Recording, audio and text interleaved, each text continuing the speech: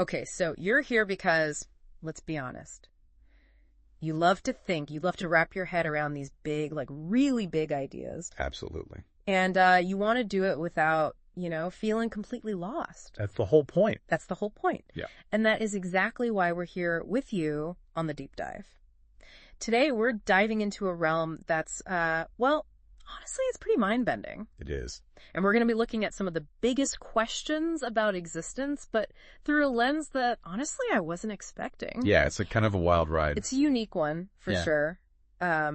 And as always, we know you want those real insights. You don't just want the surface level. You want to go deep. You want to have those aha moments. Exactly. And I think this deep dive is really going to provide a lot of those because we're dealing with some really, really fundamental questions here.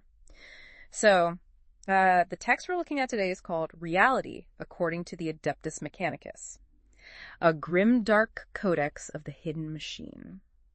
Now, I know that sounds a little intimidating. A little bit, yeah. But essentially, the Adeptus Mechanicus, they're this faction from a science fantasy universe. Okay. So we're not talking, ancient philosophers or anything like that. Right. But what makes this so compelling and what's going to be so interesting for you is that they're grappling with the same huge questions that, humans have been asking for, forever. Right. Where did everything come from? What is this reality that we find ourselves in? What is our place in this whole vast cosmic picture? And what's so fascinating is that we're seeing these huge questions filtered through this really distinct, almost alien way of thinking. It is, yeah. It's like it's kind of looking at philosophy through like a funhouse mirror almost. But the reflection is strangely profound. It is. It's taking these deep ideas and then putting them through this completely different filter. Yeah. And that's what's so valuable here. So think of it as a thought experiment, a way to stretch your mind. We're going to explore these philosophical concepts, some even physics adjacent ideas, but from this totally different angle. And our mission today, what we're really trying to do with you is dissect the core arguments of this text. What does it say about how existence began? What about the nature of energy? What about consciousness? Right. And how does this fictional society, how do they see our role in the big scheme of things? Right. And even though it's rooted in this fictional world, the questions it raises, they're surprisingly relevant, I think, to all of us. Yes, for sure. And they can really make you think about things in a new way. Totally. Okay, so let's just jump right in. So the codex, right off the bat, it throws this huge question at us. Why is there something instead of nothing? And it describes this initial state as like the purest anti-state, unformed, unnamed, unknowable. Right. And then suddenly something screamed itself into being. It's a very intense, very vivid image. It is. It's a very visceral way to describe it. And what's really fascinating, I think, for you to think about is how this text, it kind of frames the very beginning of existence. The Adeptus Mechanicus, they don't see it as this grand, planned event. Okay. Instead, it's almost like this fundamental flaw, like a cosmic glitch in the system. They call it the machine that should not be. Okay. Like existence itself is an intrusion, an error state in what was essentially perfect non-being. An error state. That's a pretty bleak way to look at reality, It is. It is a little grim. But then what the text argues, and this is where it gets interesting, is that all of our efforts, all our scientific discoveries, our philosophical pondering, it's all just different ways of trying to understand this original paradox. Right. They even give these really striking examples, like, in biology, the search for the primogenitor splice, Sure. or in physics, the hunt for the primordial cogwheel. So they're saying that, whether we're looking at the very beginning of life or the most fundamental particles in physics, we're all essentially trying to figure out the same thing. Exactly. And I think the underlying insight there for you is that regardless of whether we're studying the dawn of life or the tiniest particles, they believe we're all circling back to this core mystery. How could something emerge from absolute nothing? And they even propose, an ultimate cause. They call it the Deus Ex Nihilo. It's this formless entity, the source of all causality. The Deus Ex Nihilo, the cause of all causes. Yeah. Wow. Okay, so Moving on. The next big concept the Codex tackles is energy, which we usually define as, the capacity to do work. Right. But their interpretation is, it's a little unexpected. It is. And what's really fascinating here, what I think you'll find interesting, is that they don't see energy, as we understand it, as the fundamental driving force of reality. Okay. They actually consider it a secondary effect, almost like, the smoke rising from a fire. The fire itself is something else, something deeper. So they're saying there's something else, some deeper thing that's the real engine. Exactly. They hint at this deeper, more ancient, and ultimately unknowable something that's the true prime mover. And this idea, it doesn't exactly go over well with everyone in their society, right? No, not at all. The cogitators, think of them like they're super advanced AI. Incredibly logical. They completely reject the idea. Right. And even the machine spirits, which are, they're kind of this intuitive, almost mystical aspect of their technology. They're actually afraid of this concept. It's considered almost heretical to even think about it. Oh, wow. So it's like, even in this incredibly advanced society, there are limits to what they're willing to accept, what they can even comprehend. Exactly. Yeah. And it shows you that even the most sophisticated systems of knowledge, they have their boundaries. There are things that just push too far beyond what they're comfortable with. Right. And that kind of leads us to their take on the Big Bang, right? Yeah. The very beginning of our universe as we know it. Yeah. And the Codex doesn't exactly hold back. It refers to, our scientific models, the Big Bang Theory, the Planck epoch, even quantum fluctuations, as just like idle gibberings of minds driven to edge by proximity to truth. It's quite a statement, isn't it? Yeah. But the real point they're making, and this is important for you to understand, is that even with all our scientific progress, we still don't have a complete explanation for what came before the Big Bang. Right. There's no underlying code, no logical framework that fully accounts for that first spark of existence. So what do they propose as the answer? Well, they offer a rather unsettling concept, randomness. But not randomness as in, predictable statistics, but something far more fundamental and chaotic. They describe it as the final fraying edge of all reason, and even, get this, the warp-tinged laughter of a system collapsing into its own paradox. Whoa, that's intense. It is. It suggests that at the very deepest level, there might not be this neat, logical explanation, just pure, unadulterated chaos that's beyond our ability to truly grasp. Wow, okay. And this idea of limits to our understanding, that kind of connects to the next section, which is all about language and perception, right? Yep. Exactly. The Codex dives into how we perceive reality and argues that what we experience as real is actually just pattern, memory made of flesh, and emotion encoded into systems of categorization. And then it hits you with this line: reality is a syntax error expressed through language.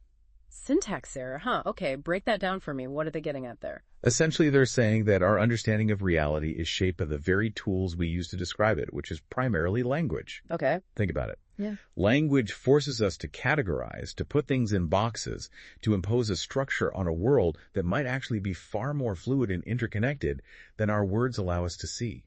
So, the structure of language itself might be limiting our understanding of reality. Exactly. And this idea of a syntax error, it suggests that there might be inherent flaws or limitations in our linguistic frameworks, leading to a distorted or incomplete perception of what truly is. Right, right. And then there's that striking image they use, talking about energy as a shroud thrown over the ghost or the sheet over the phantom. It's like they're trying to point to this deeper, something we talked about earlier, but they can't quite describe it directly. Exactly. Our language, whether it's the binary code or human languages, it can only really describe the behavior of things, the surface level, not the underlying source code. It's like trying to understand a computer program just by watching what it does on the screen without ever seeing the actual lines of code that make it work. Right. That makes sense. Okay, now for a bit of a turn. Okay. After all this talk about logic and mechanisms, the Codex suddenly says that everything is actually driven by emotion. This is a big one, and it might seem a little strange at first, but bear with me. They're not talking about, our everyday emotions like happiness or sadness. They're talking about something much deeper, an ancient and ineffable urge to mean something. It's this fundamental yearning for significance that they believe drives everything in the universe. Wow, so they're saying reality isn't just this passive simulation, it's an active process driven by this desire to mean something. Exactly. They describe reality as a ritual of transformation, where raw, undifferentiated feeling is constantly being processed into meaning, knowledge, pattern, and memory. And here's where it gets really interesting. they equate this entire process with time itself. So, like, time is the mechanism by which meaning is created. Precisely. And they really emphasize that we're not just passive observers of this process. We are the process. You're not just watching the show. You are part of the show. That's pretty mind-bending. Okay, so where does the individual fit into all of this? Well, their view of the individual is, let's say, unconventional. Forget about being this fixed, independent entity. The Codex says you're more like a recursive loop, a habit encoded in flesh, a pattern etched into the great ritual that is life. Okay, so instead of being like a distinct self, we're more like a pattern in this larger process. Exactly. And they draw a connection between ancient ideas of ritual and our modern understanding of routine, calling it the pattern inscription upon the temporal substrate. It's a mouthful, but the idea is that our lives, our actions, our very being are like patterns constantly being inscribed onto the fabric of time. So every choice we make, every action we take, it's not really a spontaneous decision. It's just part of this larger pattern. That's what they suggest, yes. Yeah. The text even says, you are being written, your life a scripture in a tome you cannot read. It's a pretty deterministic view of existence. It is. So if we're just these patterns being written, what does that even mean for who we are? Well, they say that all these choices and actions, they get processed into this emergent structure, this relic, and that's what constitutes you. They call it a temporal artifact in the mind of a god. Wow. Okay, so we're just like echoes or imprints in this larger cosmic process. In a way, yes. Yeah. And all of this leads to what they call the ultimate irony. Okay, I'm intrigued. What's the irony? The irony is that the ghost we're chasing with all our science, our philosophy, our endless questions, the ghost is ourselves. Wait, what? It's like a cosmic joke. The universe trying to understand itself, but the language it uses to understand itself is, well, the universe. It's a closed loop, a self-referential puzzle. And the text ends that section with this image. The Deus Ex Nihilo that birthed all things is laughing. That's both unsettling and kind of beautiful. It is. And it leaves you with this feeling like maybe our quest for ultimate understanding is ultimately futile. Maybe it's all part of some grand cosmic joke. But then there's this appendix labeled Final Heresy. Final Heresy, okay. And it presents this really interesting idea.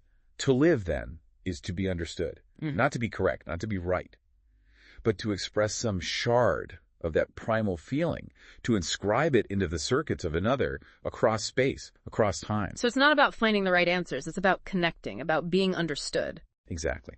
It shifts the focus from objective truth to subjective meaning, to the value of connection and shared understanding. And it talks about this future harvest, where all these inscribed patterns, all the things we've done, the connections we've made, they'll be read and judged by the Omnicia, their machine god. It's like a very different way of thinking about judgment, about the meaning of life. It is. And there's this quote from this figure called heretek Aleph Null that really sums it up. From the void came the code. From the code came the word. From the word came form.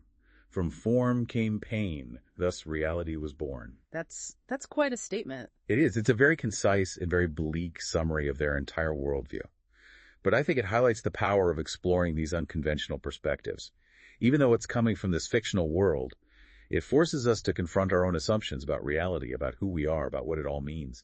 Yeah, it really does. So to kind of sum up, we've been through a lot. We've talked about the origin of everything, the limits of language, the role of emotion, the idea that we're patterns being inscribed onto time itself, and this final idea that maybe the point of it all is to be understood. That really sticks with me. Me too. And it makes you think, doesn't it? What does it mean to truly be understood? And if our lives are like this inscription, what are we writing? What's our message? Those are huge questions, and I think they're worth pondering, even if, or maybe especially if, the answers are a little unsettling. Absolutely. And that's the beauty of a deep dive like this. It leaves you with more questions than answers, but they're the kind of questions that can really change how you see the world. Totally agree. Well, thanks for joining us on this very thought-provoking journey. We look forward to diving into something new with you next time. Absolutely. Until then, keep thinking. Keep questioning.